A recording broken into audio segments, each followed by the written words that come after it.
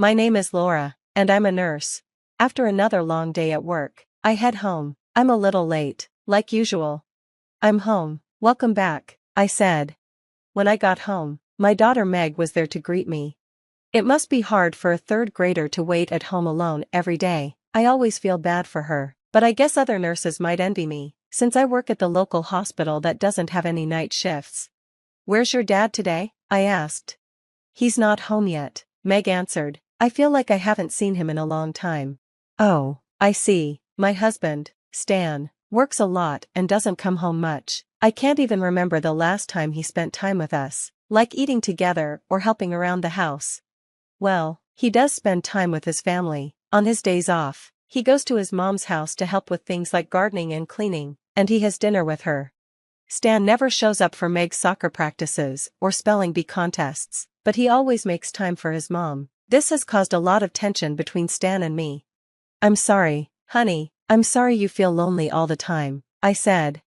It's okay, you come home every day, Mom, so that's enough, Meg said. Oh, Meg, I hugged her tightly. If we were a normal family, we would spend time together and be happy, no matter how much I apologized. I knew it wouldn't change things. I kept wondering how things got so bad. Then, one day, Stan came home at a normal time, which was very rare, but by then, both Meg and I didn't feel as close to him, and we didn't talk much.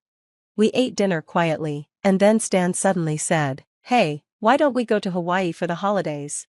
What? I was shocked. Stan was suggesting a family trip? What was going on? We haven't traveled as a family in a while, he said. I thought it would be a good way to celebrate my mom's 60th birthday, and it could be a nice chance for us to all be together. Once again, he was thinking about his mom. I was frustrated, but when Meg heard about Hawaii, she got excited. We can go to Hawaii. I really want to go, she said. Meg was so happy. It was her first time going to Hawaii, so I understood her excitement, but I wasn't sure I could enjoy a family trip after everything that's happened, especially with my mother-in-law, Kate, there. If the trip was really to celebrate Kate's birthday, Stan should have told me about it years ago, but since Meg wanted to go, I didn't think I could say no. Alright, I guess we can go. It's been a while since we've all been together as a family, so why not? I said. On the day of the trip, Stan and I both had to work, so we planned to meet at the airport. My workday was very busy, and it went longer than expected. I was running late. After work, I rushed to the airport with Meg. We took the bus and finally arrived, but something unexpected happened. They're not here, I said. Stan and Kate weren't at the airport. I looked around, but I couldn't find them anywhere. Where did they go? No one called me, so I tried calling both Stan and Kate. The number you have dialed is either not powered on right now or has no signal, the message said over and over. I was getting frustrated, so I went to ask the airline staff. One of the staff members asked, "Are you Miss Laura Martin?" Yes, I replied, confused. I didn't know how they knew my name, but they handed me a piece of paper. "I was asked to give this to you," the staff member said. I looked at the paper and was shocked by what it said. I couldn't wait any longer. "Stan and I are going on this trip without you. If you're not on time, we're leaving without you. Why don't you just stay here, Kate?" I whispered, shaking with anger. "What is this?" "Mom, what's wrong?" Meg asked, worried. "Oh, it's nothing. It looks like your dad and grandma went ahead without us," I said, trying to stay calm. "So, we can't go to Hawaii?" Meg asked, upset. We can catch up with them and get on another flight," I said, trying to sound positive, but honestly, we didn't have enough money for another ticket. What was I going to do? While I was trying to figure it out, an old man in front of me suddenly collapsed. Without thinking, I rushed over. After being a nurse for so many years, my body just reacted. "Are you okay?" I asked, checking his breathing, but it had stopped. "Oh my God." I quickly turned him onto his side to clear his airway. I saw something blocking his breathing, probably vomit. I knew I had to act fast. "Please, someone call an ambulance," I shouted as I began to help. Soon, the ambulance arrived, and the man was taken to the emergency room. The man I helped at the airport woke up and asked, "Was it you who saved me?" "Yes, I did," I said. "You really saved my life, thank you so much. I thought I was going to die." He was feeling better now and could talk. It seemed like there were no major health issues, just the breathing problem that caused him to collapse. "I'm James, and I want to thank you properly," he said. "Oh, it's nothing, I just did what anyone would have done." "That's not true, you saved my life." "Thank you, but really, I didn't do anything special." "By the way, were you traveling somewhere?" he asked. "Yes, I was supposed to go to Hawaii with my daughter, but we missed the flight." "That's terrible, I feel bad for you." "No, it's not your fault," I said quickly, we were already running late. "It was my fault." I was feeling down, thinking we'd have to go home, when James said, "That's a shame, your daughter must have been really looking forward to it. Why not just buy another ticket?" "Well, I'm a little embarrassed to say this, but we don't have enough money for another flight."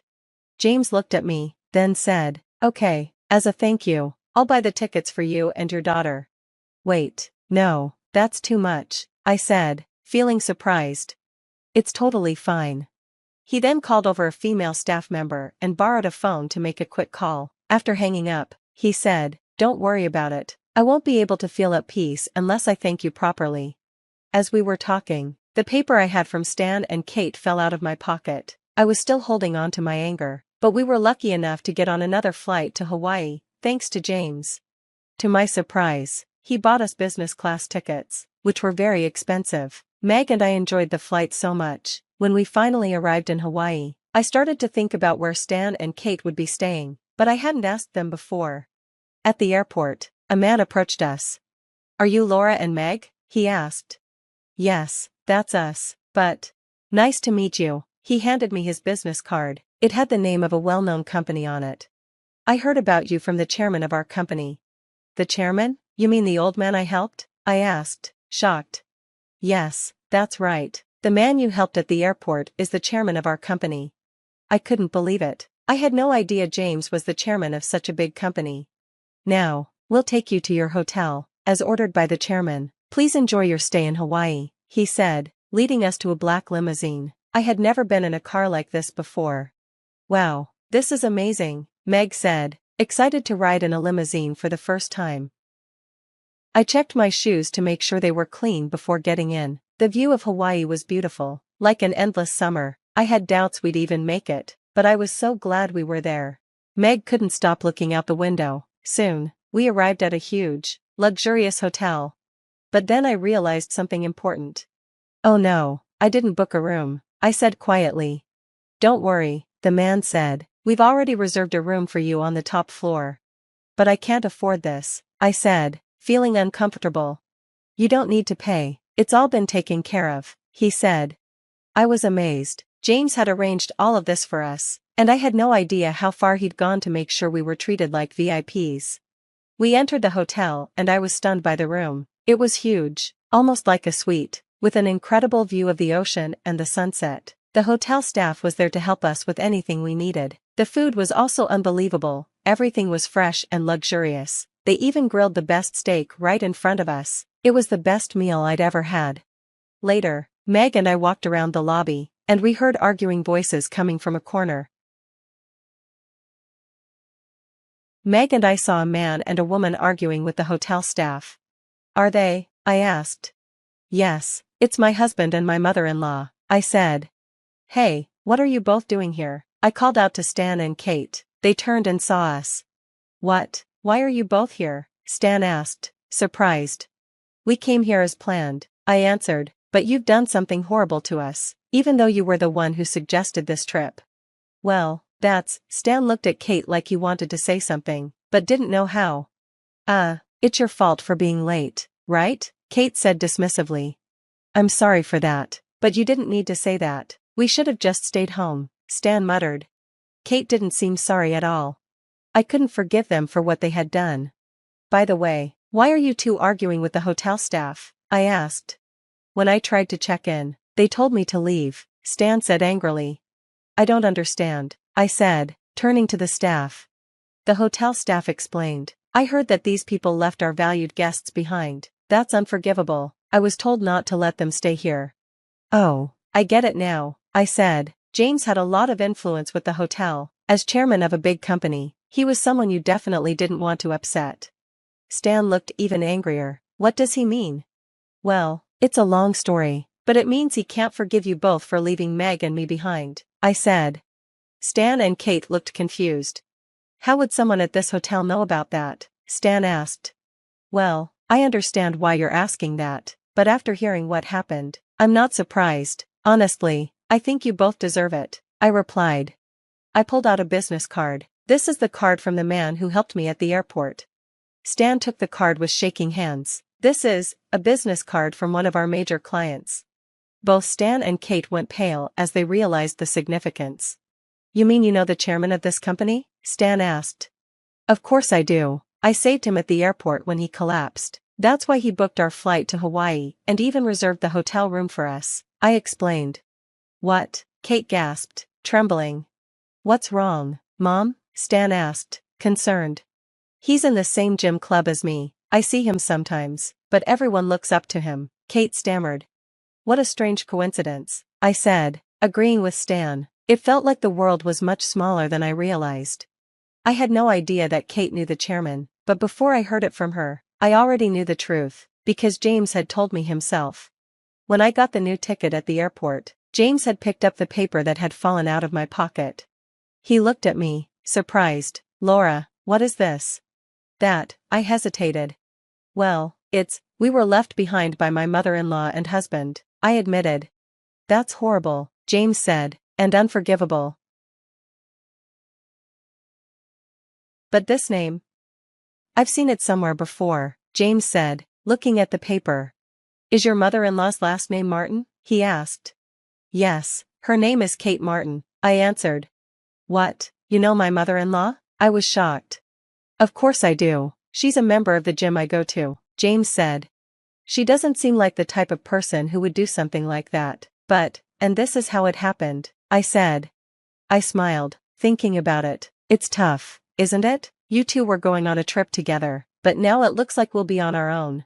I'm going to enjoy the trip with Meg, I added.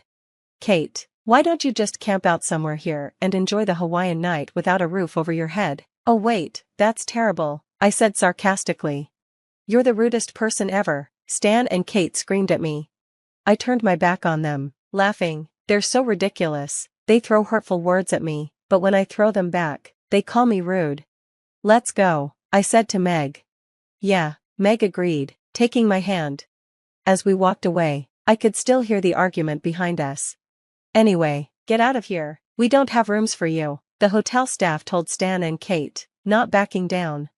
Eventually, Stan and Kate were forced to leave the hotel, and Meg and I enjoyed our trip to Hawaii on our own. With Meg's love for Stan almost gone, we didn't need to care about him anymore. I never expected such a wonderful trip as a reward for helping that old man, but I was so grateful. We truly wanted to thank James for everything he had done for us. The trip ended, and we returned home safely. It was an amazing, refreshing experience, and Meg seemed really happy with it. But what happened to Stan and Kate, who were kicked out of the hotel? It seems that things got much worse for them after they left Hawaii. When Stan came home, he looked exhausted. It turned out that the chairman's orders had been shared with all the hotels in Hawaii. Stan and Kate had to camp out in the wild. They got exactly what the paper said would happen. Stan faced even more trouble when his boss called him into the office and told him that the contract with James's company was about to be cancelled. Kate wasn't treated well by the members of her gym club either. They turned cold toward her, and she ended up leaving the club. The gym was her only hobby, but this whole incident scared her so much that she stopped working out and now spends most of her time watching TV. Stan and I realized our marriage was beyond saving, and we decided to divorce. Meg stayed with me, and I didn't ask for alimony or child support. My income wasn't much different from Stan's, and I was fine supporting Meg on my own. I decided I would never see my mother-in-law again. Looking back, this whole situation felt strange. By accidentally being late at the airport, I ended up helping the chairman of a big company, who happened to be someone Kate knew, and because of him, I got to experience one of the best trips to Hawaii. Maybe it was fate. My relationship with Stan never worked, except for Meg. Our different work schedules caused some of the problems, but I believe things would have ended this way even if I had stayed a housewife. Stan would have always put Kate before us. I have no regrets now. I have the most adorable and precious daughter in the world. I don't need anyone else.